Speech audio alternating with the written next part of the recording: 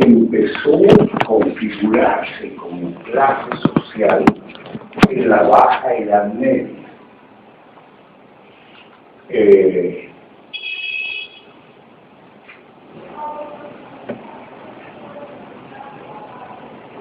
Primero, en las aldeas,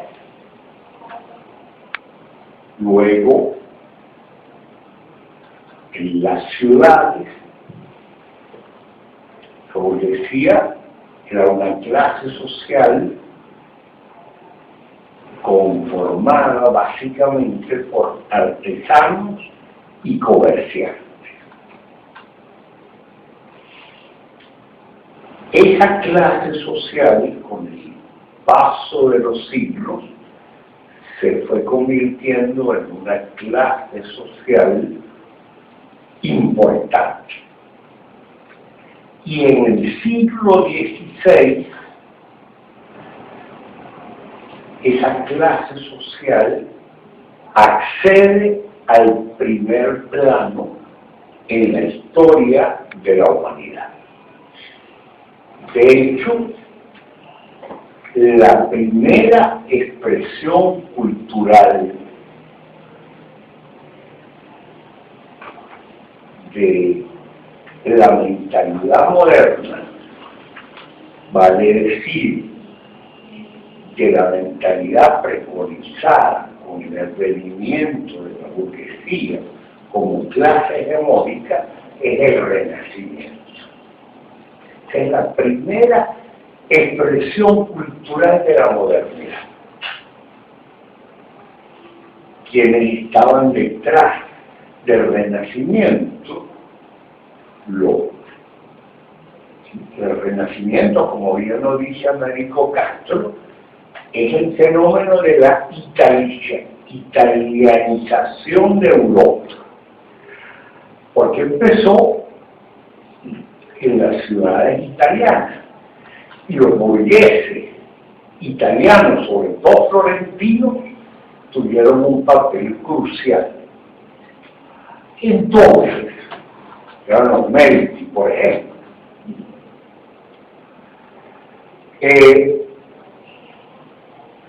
esa clase social fue convirtiéndose, como les digo, cada vez más hegemónica, y en el siglo XVIII esa clase toma definitivamente el poder político con la Revolución norteamericana y la Revolución francesa. Desde entonces estamos viviendo en la civilización burguesa. Ustedes y yo nacimos y probablemente moriremos en el seno de la civilización burguesa. La mentalidad moderna es una mentalidad muy compleja. Tiene aspectos muy valiosos y tiene aspectos tremendamente negativos. Hoy estamos a la altura histórica para tener un juicio valorativo muy crítico de la modernidad. De hecho, hoy cada vez más frecuente oír hablar de posmodernidad, y de una etapa que viene después de la modernidad.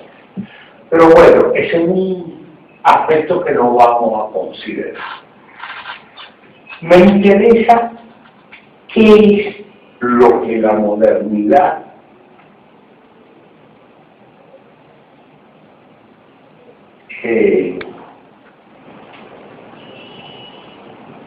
afecta al género llamado ensayo.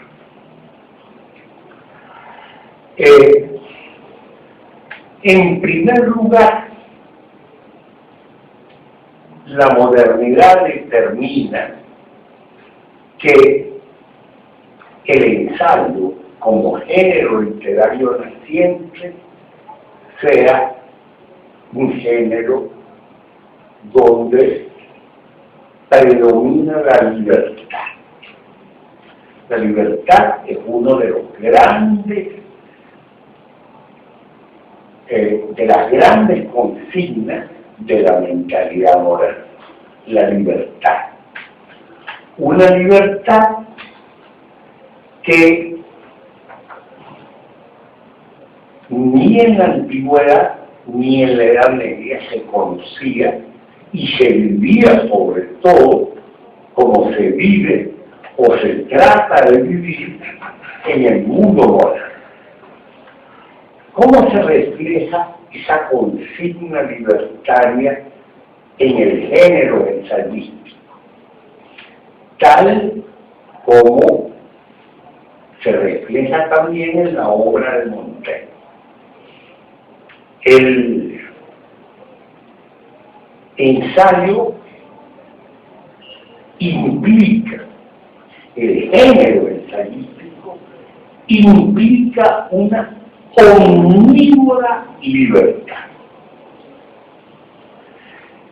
La libertad del ensayista es omnívora a la hora de elegir sus temas y sus procedimientos estilísticos. Por ejemplo, el ensayo puede, el ensayista puede elegir todos los procedimientos estilísticos que más le interesen a los fines de elaborar su pensamiento. Puede elegir, por ejemplo, el formato dramatúrgico. Les pongo como ejemplo el ensayo de Oscar Wilde llamado La decadencia de la mentira. Ese es un ensayo donde aparecen dialogando dos personajes llamados Sidney y Vivian, que curiosamente son los nombres de los dos hijos de Oscar Wilde. Y en ese ensayo, confeccionado a la manera de un diálogo, hay en la entrada del ensayo hay toda una escenografía. Se nos dice que hay un jarrón con flores, que hay un cenicero, que las paredes eran de determinado color, y sobre todo las ideas se ponen bajo el formato de un diálogo. El ensayista puede elegir el formato de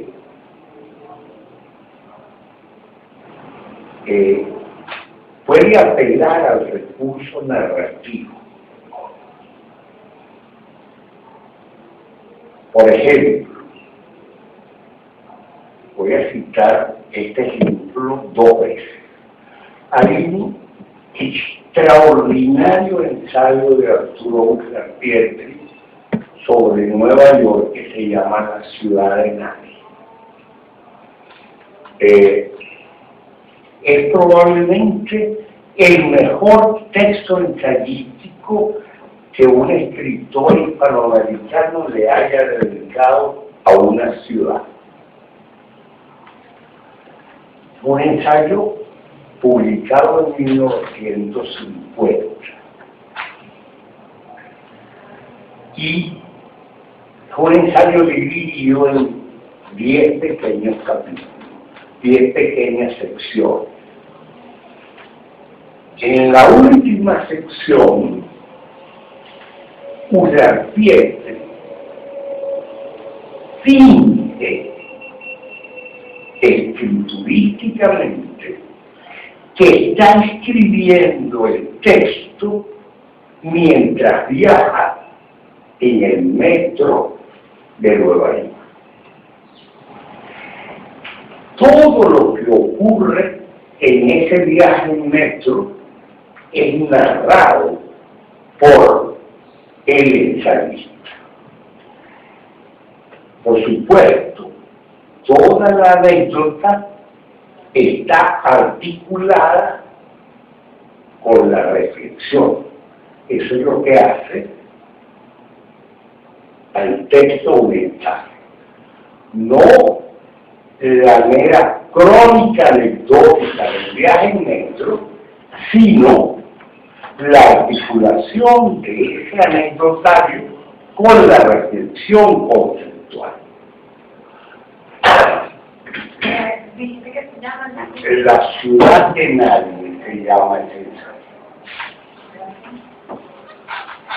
El ensayista puede apelar también al recurso de la poesía. El sexto capitulito de la ciudad de nadie,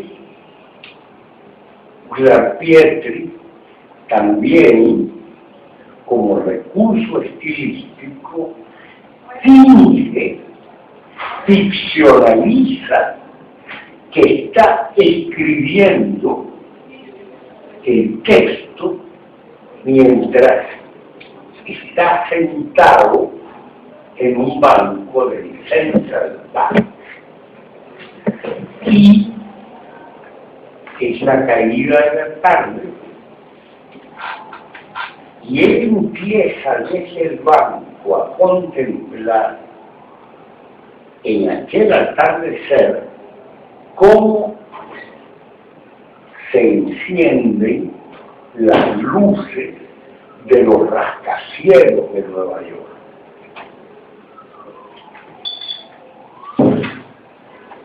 Esta sección del ensayo pretende hablar de la poesía de la ciudad de Nueva York. Incluso cita algunos grandes poetas neoyorquinos, como Whitman y como Craig. Pero lo interesante es el procedimiento estilístico. Hay por lo menos 6 párrafos en esa sección del ensayo que son prosa y lírica. Son poesía en prosa. Entonces, para él dice que es una imagen grandiosa, sublime, más allá de las palabras, esa de cómo empiezan a iluminarse los rascacielos.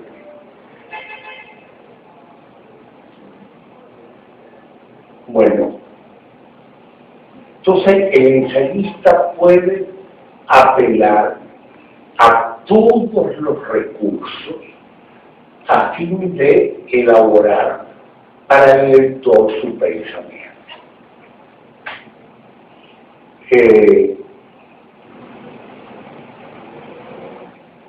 La segunda impronta de la modernidad sobre el ensayo es lo que, en resumidas cuentas, podemos llamar el placer. ¿Por qué? Porque en la Edad Media el placer era visto como una amenaza, como un peligro, como una tentación. La modernidad ha al revalorizar la vida terrestre, al revalorizar las realidades intramundanas, porque ¿qué pasaba en la Edad Media? Que la vida terrestre era solo un tiempo de prueba rumbo a la vida ultraterrena. En la modernidad se invierten las cosas y lo que cuenta es la vida intramundana y por lo tanto hay una revalorización del placer como un derecho humano inobjetable. Eso influye decisivamente en el ensayo como género literario. ¿De qué manera?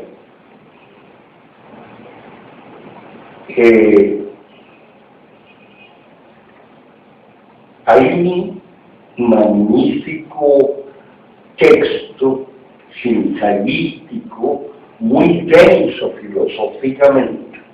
A lo mejor Alejandro les ha hablado de él. Un ensayo de Teodoro Adorno que se llama El ensayo como forma. Y en ese texto Adorno dice que ensayo como género busca la unificación armónica de la verdad con la felicidad, ¿no? Siempre dice Adorno que la verdad odie o desatienda a la felicidad, está traicionándose a sí mismo. Y el ensayo busca armonizar la verdad con la felicidad. Entonces,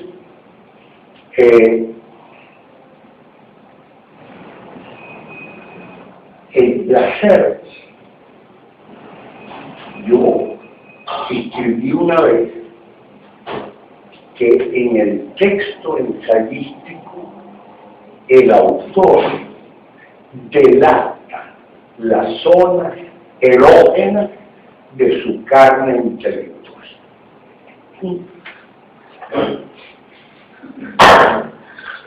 Es una afirmación un poco osada, pero es real. En ese sentido, el ensayo,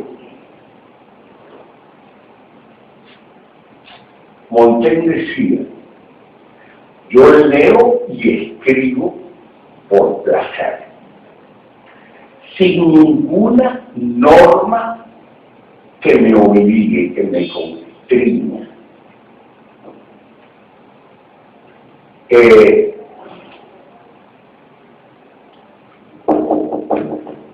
Adelante.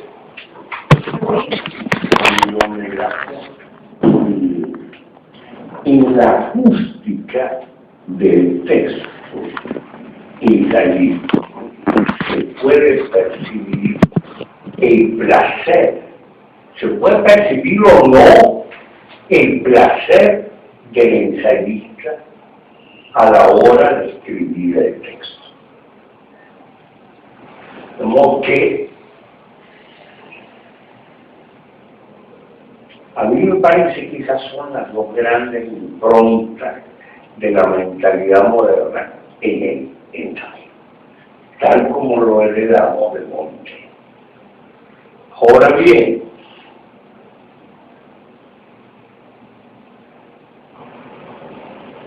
diría que en segundo lugar, el ensayo, ¿cuál es la ética implícita en el ensayo? Creo que no la formuló nadie mejor que Mariano González. Al escribir que él le había pedido a su obra fundamentalmente a su obra estadística, solo una norma para ser más avisado, más tolerante y más libre. Avisado, es decir, supremamente atento a sí mismo y al entorno. Tolerante, es decir, abierto al juego plural de las ideas, incluso aquellas con las que uno está en desacuerdo. Y en tercer lugar, libre. Ya hemos hablado de lo mismo de la libertad del ensayista a la hora de escoger sus temas y sus procedimientos. El ensayo es un género, ustedes lo saben muy bien, eminentemente reflexivo. En el ensayo, eso lo dice Pico González también en el prólogo a un libro, el mejor libro de ensayos de Arturo Umbra, que se llama Las nubes. Y Pico González escribe un magnífico prólogo a ese libro. Y él habla de que él habla que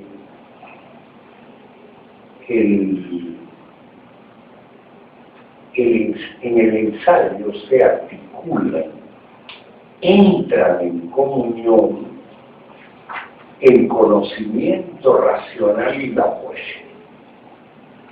¿Por qué? Porque en el ensayo se busca el conocimiento. En ese sentido hay una voluntad racional en el ensayista, pero es una voluntad racional que comulga con la pretensión estética. En ese sentido, en el ensayo se apela a las imágenes. Es decir, en el ensayo interviene la imaginación del autor y juega un papel protagónico. La imagen simbólica, la imagen es siempre simbólica. En tu texto ensayístico, José Gregorio, está la imagen del trigo y de la cizaña. Y está también la pretensión racional de sacar una lección de la contraposición entre las dos imágenes.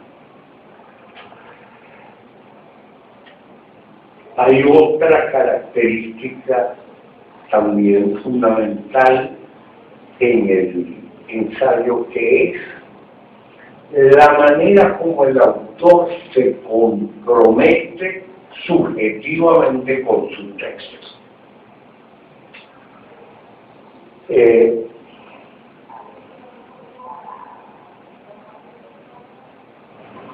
Aunque el autor no utilice la primera persona del singular, el ensayista está siempre tácita o explícitamente presente en lo que escribe.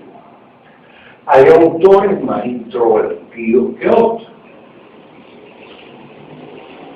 Y González tiene 3 libros autobiográficos: Viaje al amanecer, Regreso de 3 mundos, y un tercer libro de recuento autobiográfico, ahora no recuerdo el título.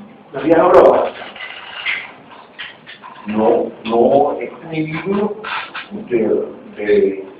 acerca de su trayectoria autobiográfica. Pero,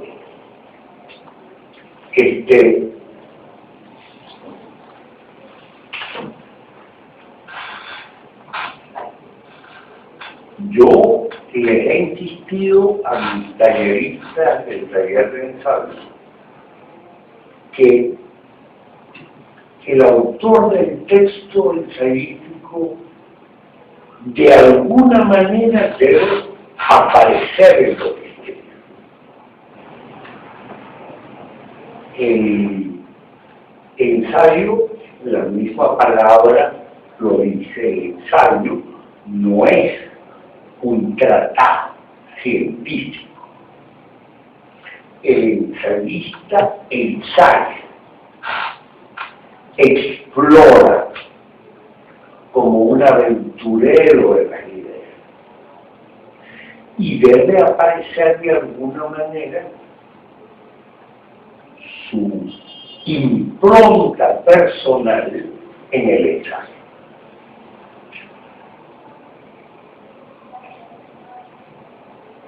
Hay autores, ya les digo, más introvertidos y más reticentes que otros. Pero en general, el ensayista se oye siempre, no solo el espíritu, sino el talante existencial del ensayista en su texto. Se me olvidaba decirles que uno de los procedimientos estilísticos a los que puede apelar el ensayista, así como el recurso dramatúrgico, el recurso narrativo y el recurso poético, es el formato epistolar. Las cartas de Rodez de Antonin Artaud son auténticos ensayos. Y otro recurso es que ya casi un subgénero del ensayismo es el formato del diario.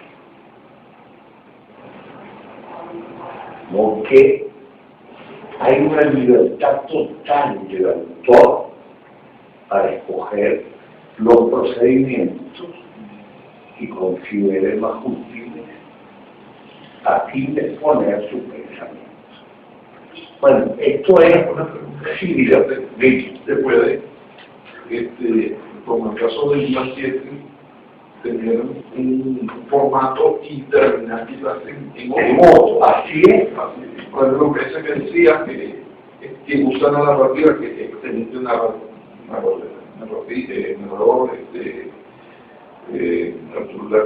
pero termina utilizando la poesía en un mismo texto ensayístico.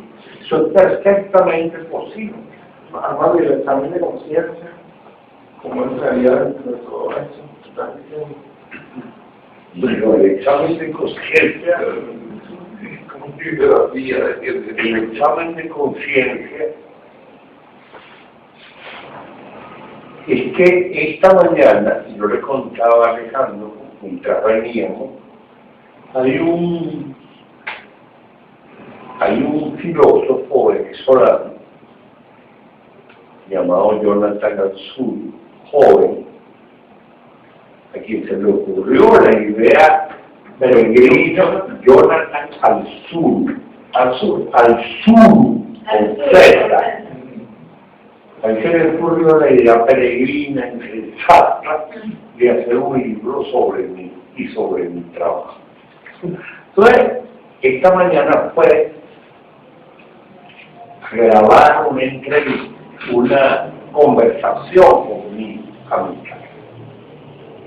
Y conversamos acerca de dos temas.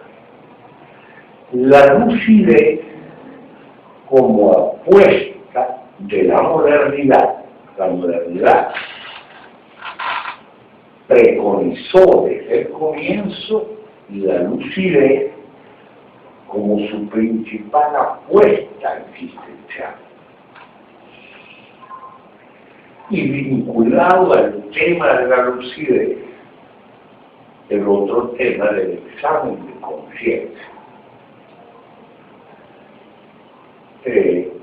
Yo le comentaba a Alejandro que, y se lo comenté a Jonathan esta mañana, yo fui jesuita durante 4 años. Jesuita. Fui novicio jesuita y luego estudié 2 años de filosofía siendo jesuita. Pues continué estudios de filosofía cuando ya me había salido a la compañía de Jesús. Pero en el noviciado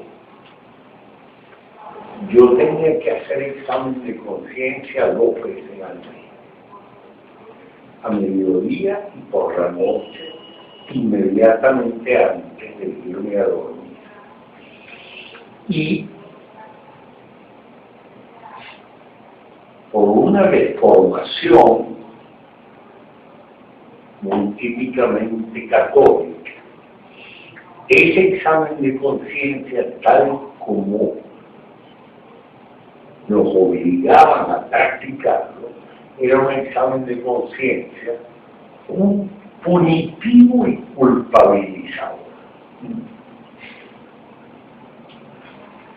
Era un verdadero facto de culpa el que uno cargaba todos los días a través de ese examen de conciencia. Y yo le decía a Jonathan que ese es uno de los puntos que me separa de la formación jesuítica que yo recibí. Pero me decía Jonathan, Ignacio de Loyola, que fue el fundador de la Compañía de Jesús, y que planteó la necesidad del examen de conciencia en el libro de ejercicios espirituales que él escribió. Ignacio de Loyola, me decía Jonathan, no hizo sino retomar una práctica muy antigua que viene de los estoicos. Los estoicos ya en la antigüedad practicaban el examen de conciencia. Y me decía Jonathan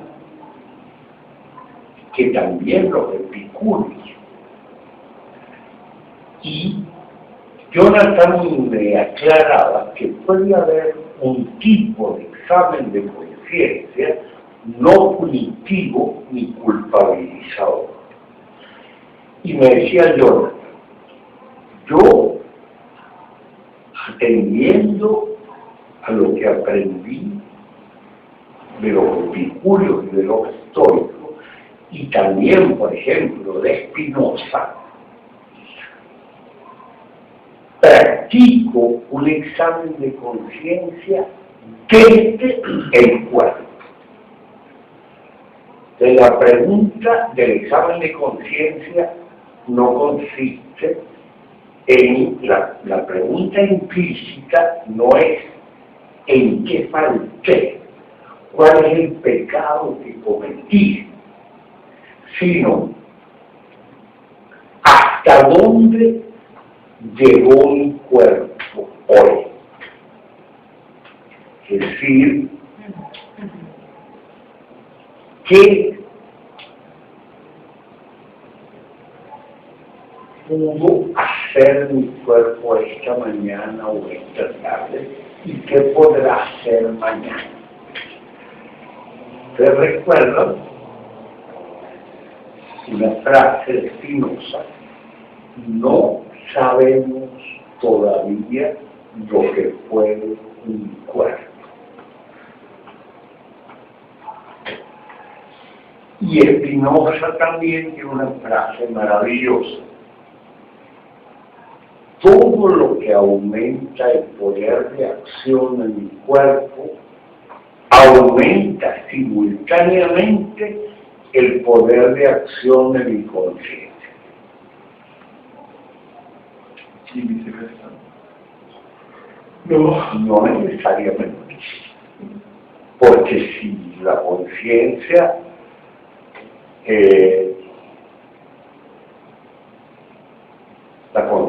puede deformar mucho y puede impactar negativamente tu propia corporalidad, la expansión de tu corporalidad. Ahora, esta es una variante del examen de conciencia. Y de alguna manera, hoy Alejandro me hacía notar que un diario personal, y el ensayista puede optar por el formato del diario, tiene mucho que ver con un examen de conciencia. El diario personal puede consistir en un examen de conciencia del diarista, de su vida mental, de su vida diaria, de su cotidianidad.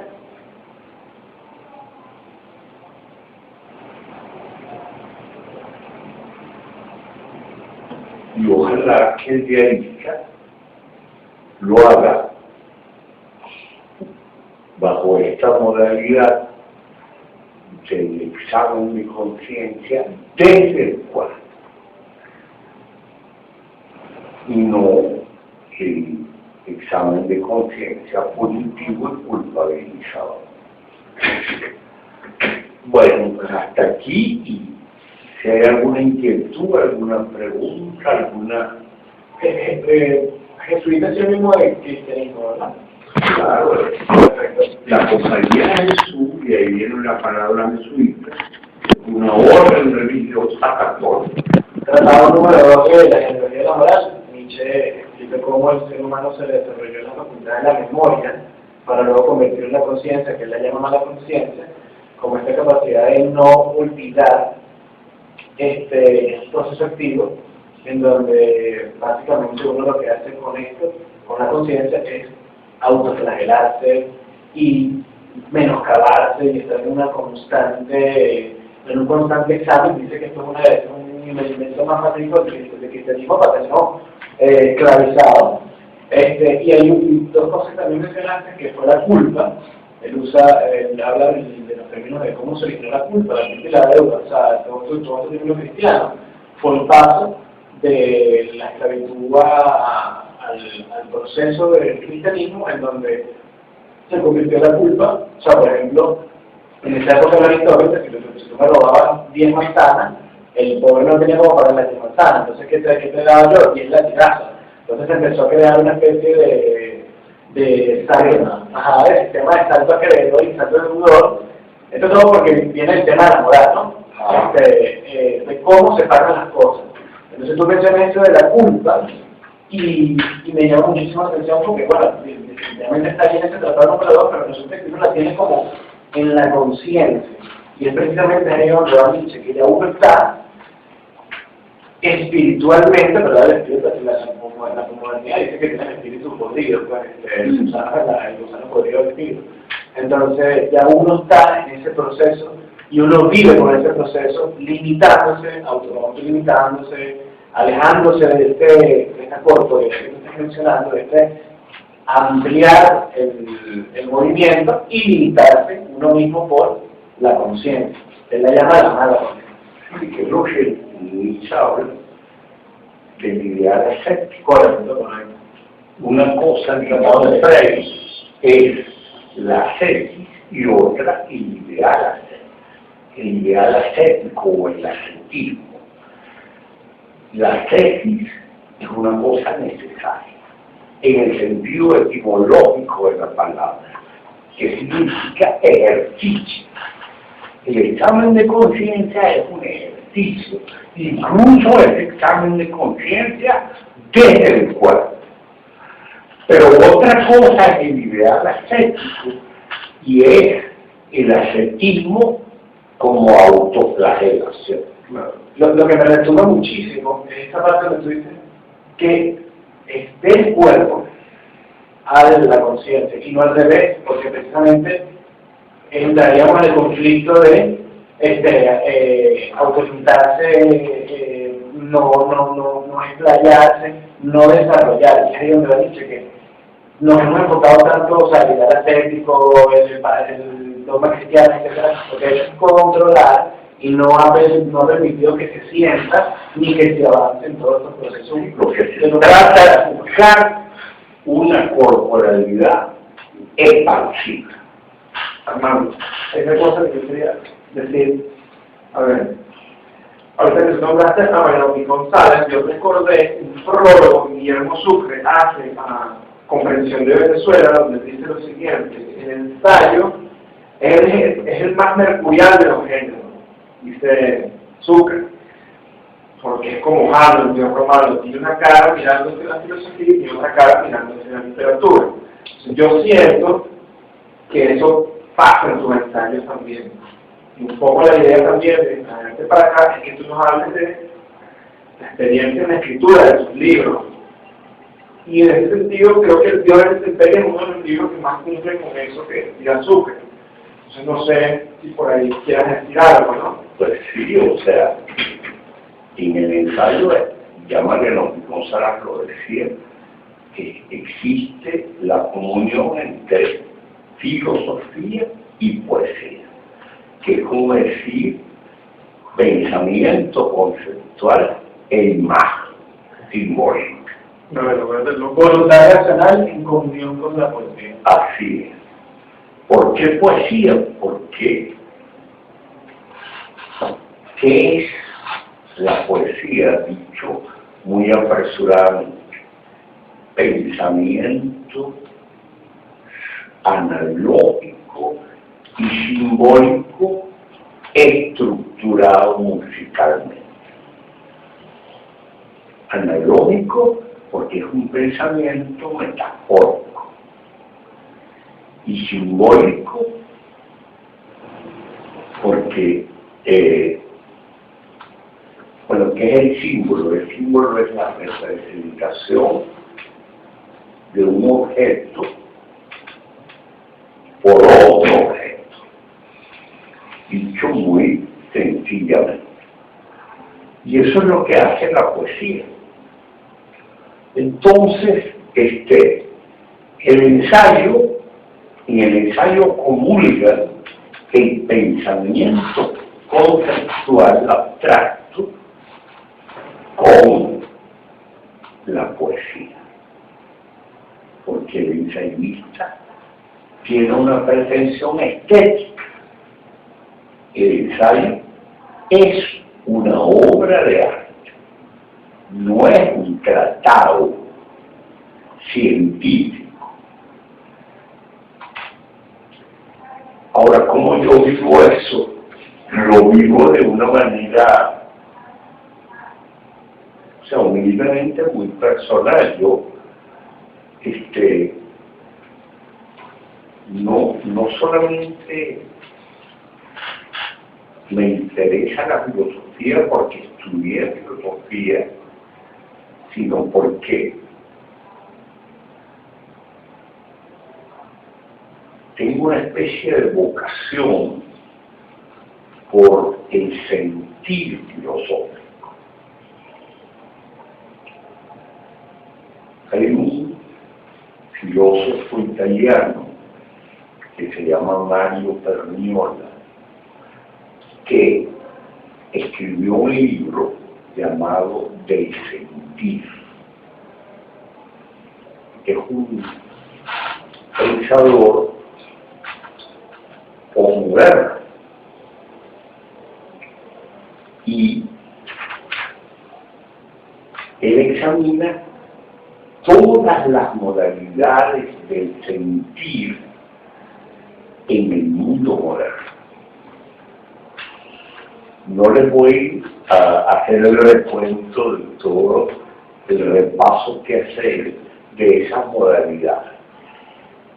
Pero al final de ese libro, él dice que hay que regresar al sentir filosófico, tal como fue concebido y practicado en la antigüedad.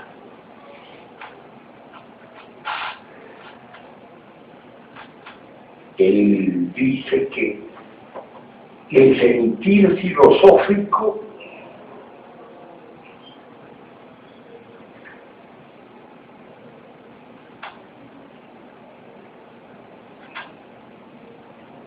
es el sentir de la pregunta, de la interrogante acerca de la realidad. Y es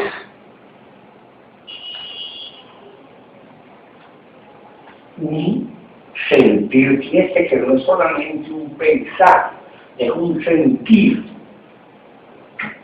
Y esa es la modalidad interesante del pensamiento de Perniola, que él habla de la filosofía como un sentir.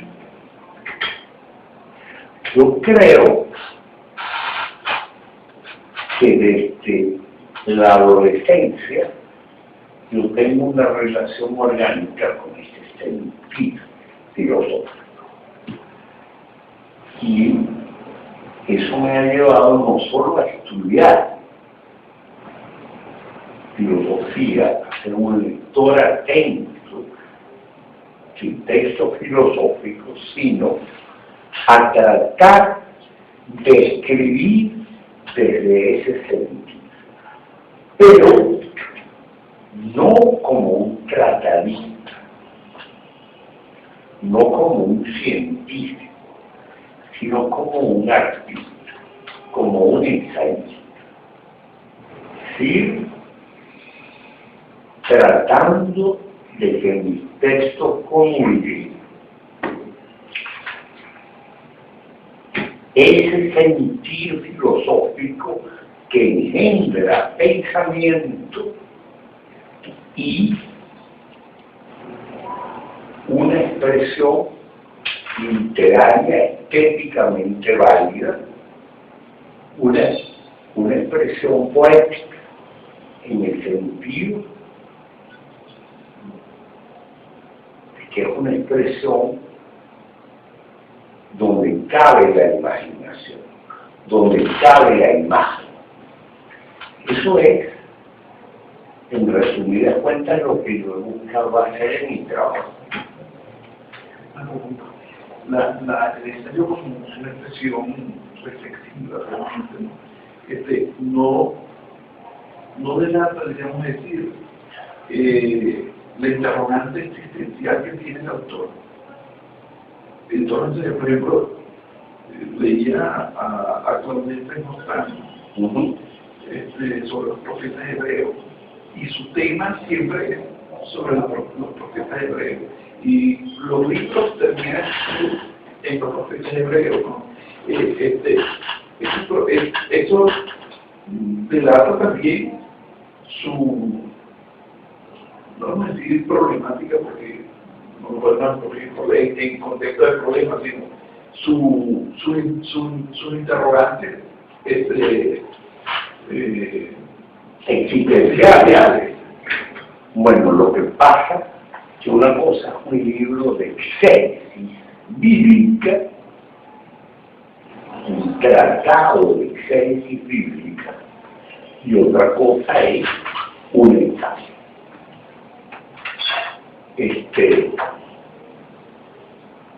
Por eso es que el ensayo tiene una carga hacia la filosofía, ¿no? Y yo digo que tiene la carga más hacia la filosofía que aún hacia la misma poesía, ¿no? Sí. Claro, lo que pasa es que un ensayo no es más que las razones. la virtud de cada cual de las razones.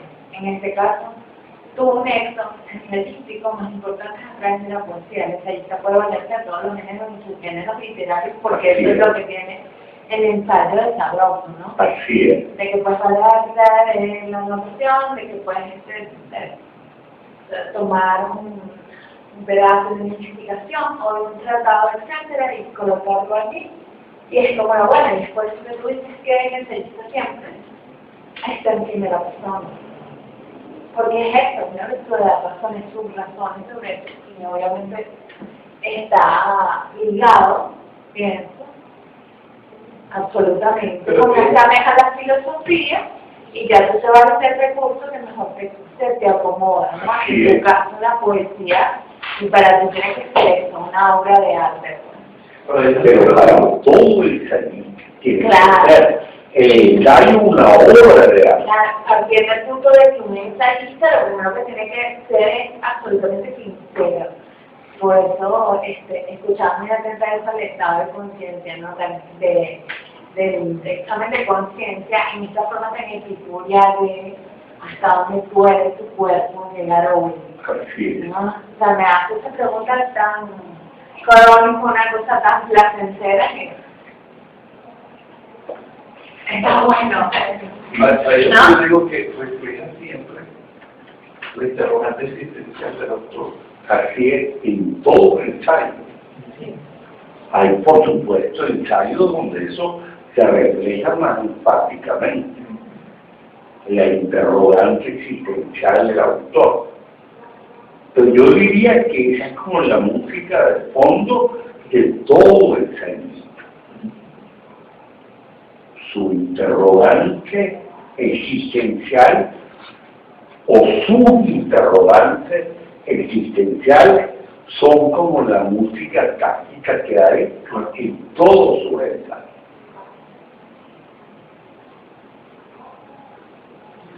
Profesor, la frase el autor de la relación de su término es suya, sí. Es muy creo que nada, imagen me encanta, ¿no? Y el tema del sentido filosófico, que es la pregunta acerca de la realidad, carne intelectual es sentir filosófico, es esa inteligibilidad, ese sentimiento, Y carne, cuerpo, que es acto y visión y realidad. Allá va la idea. ahí va la idea. Okay. Ese es el sentir. El sentir es sensorialidad, sensitividad y sentimiento. O sea, esas son como las tres modalidades del sentir. Un sentir filosófico es un sentir que abarca eso, la sensitividad, la sensorialidad y el sentimiento. Por lo tanto, un sentir desde el cuerpo. Y así empieza la verdadera filosofía. Claro.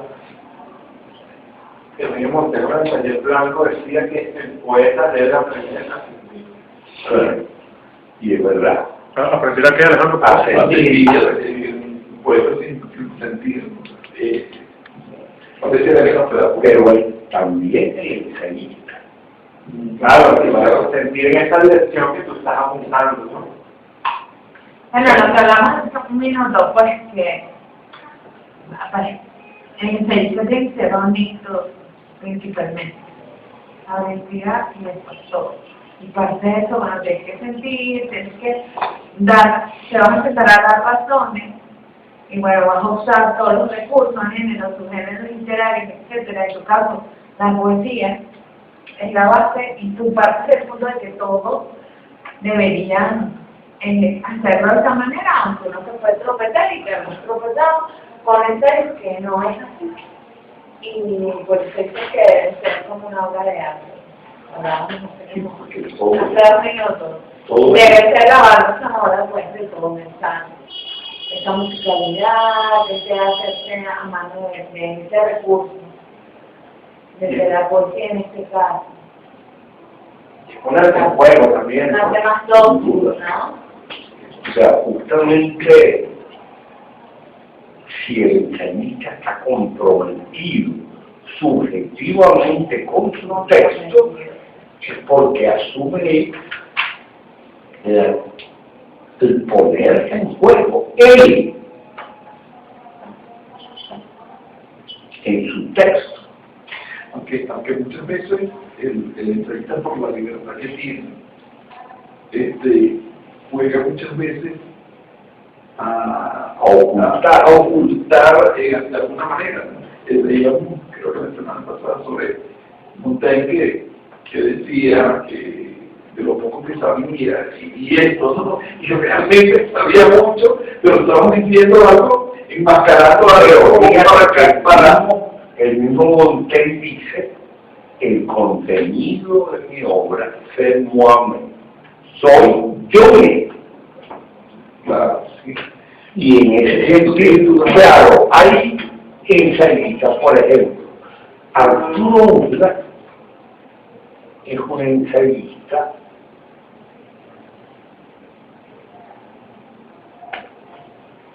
reticente ante cualquier confesión. Él no se confiesa cuando escribe. Y él quiso siempre cultivar un talante como goetheano, como de el gran Goethe criollo. Tiene textos donde él está muy comprometido en primera persona. Por ejemplo, en algunos textos breves de un libro maravilloso que se llama El otoño en Europa.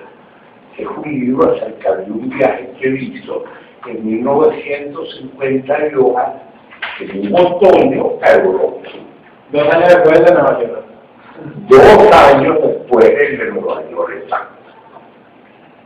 Y también en un libro, también de viaje, pero viajando por Venezuela, que se llama Tierra Venezolana. Allí se cuenta episodios conmovedores de su relación con Venezuela. Por ejemplo, cuenta cómo en Nueva York, estando exiliado, porque pasó 5 años exiliado en Nueva York, y volteaba apresuradamente la cara cuando oía en el metro o en la calle el acento de habla venezolana. Y bueno, hay también imágenes muy conmovedoras acerca de la necesidad de estar enraizado en una geografía y en una comunidad histórica específica para un escritor. Tiene una frase maravillosa. Dice: un escritor no enraizado en una geografía y en una comunidad histórica precisa es un hongo del museo, una polilla del libro y una telaraña del piano. A mí me encantó esa frase y nunca se me ha olvidado. Pero no le debemos a Pietri lo que le debemos a Pico Sala, que son 3 libros autobiográficos.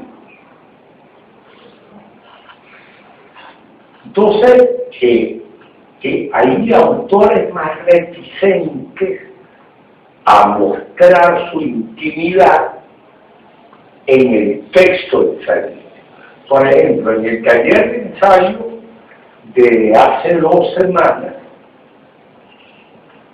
Ramón Peña escribió un texto maravilloso en formato de diario sobre un viaje que hizo a Italia.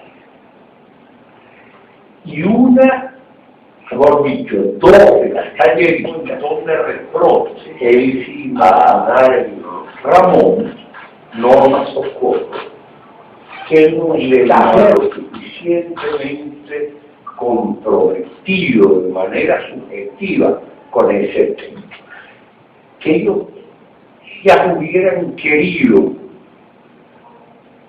más presencia de la intimidad de Ramón en el, y yo les dije, eso es una locura, porque no se le puede obligar a nadie a reflejar su intimidad.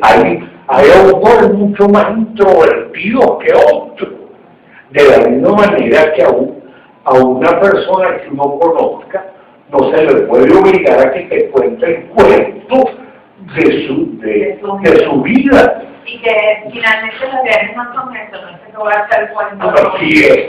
O sea, pues comer. Hay excepciones en las que eso está bueno. Es bueno. Así es. Entonces,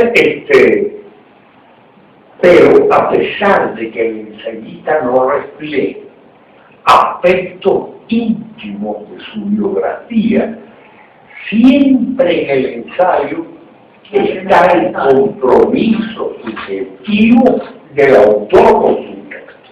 Y eso se nota, se tiene que notar en el texto ensayístico. Y en lo que hace la diferencia, ¿no? Así es. Obviamente, entre un buen ensayo y un tratado, cualquier otra cosa. Y lo que dice de los imaginarios, ¿no? El autor en este caso que es importante, en este género, en el del ensayo y en cualquier otro género. Y en este caso Arturo, entonces no podía tomar, por ejemplo, el género titular o el de los diarios, porque él no era como confesionario. Así es, así es. Bueno, pues entonces lo dejamos aquí. Muchas gracias. No, gracias a ustedes.